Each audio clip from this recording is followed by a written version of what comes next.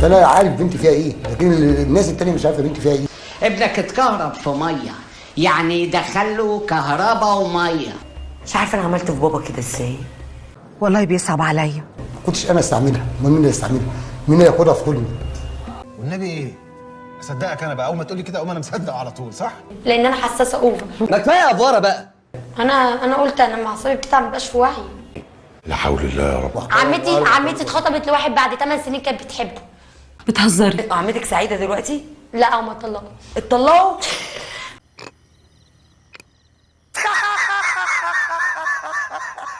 اول حاجه حسيتي بيها لما الفيديو نزل خناقه سوزي وبابا؟ انا زعلت. الفيديو ده متفبرك، كل الكلام اللي فيه ده مش مظبوط، مفيش حاجه حقيقيه، ده متفبرك. زمايلك قالوا لك الفيديو ده ترند، هي عاملاه قصده بيه؟ قلت لهم ايه؟ ليلتها طين انا هطين عشان لا يبقى انا جاي معاك. لان فلوسها كلها على الهدوم، على الاكسسوارات، على الحاجات اللي هي بتشتريها. جينا بقى للكلام اللي ملوش اي لازمه. فلوسي كانت تصرف على ناس تانيه. كانت رايحه لحد تاني؟ ايوه. من امتى وانت بتاعت فلوس؟ طول عمرك بنت كلب مجنونه. ليه التبذر ده؟ ما انا اجيب على قد. ايه لازمتها المصاريف دي بقى؟ انا شايفه ان ملهاش لازمه.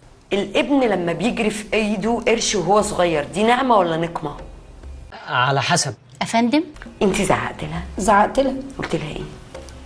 دي اخر تربيتي فيكوا، اطفوا عليكوا وعلى خلفت. والناس تقول لي بص الفيديو اللي بنتك عاملاه، بص بنتك عملت كذا، انا بزعل بعيط ولا ماشيه في الشارع.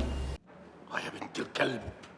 عارف انك بنت حلال، فلما تاخدي الثقه دي صونيها بقى. قدروا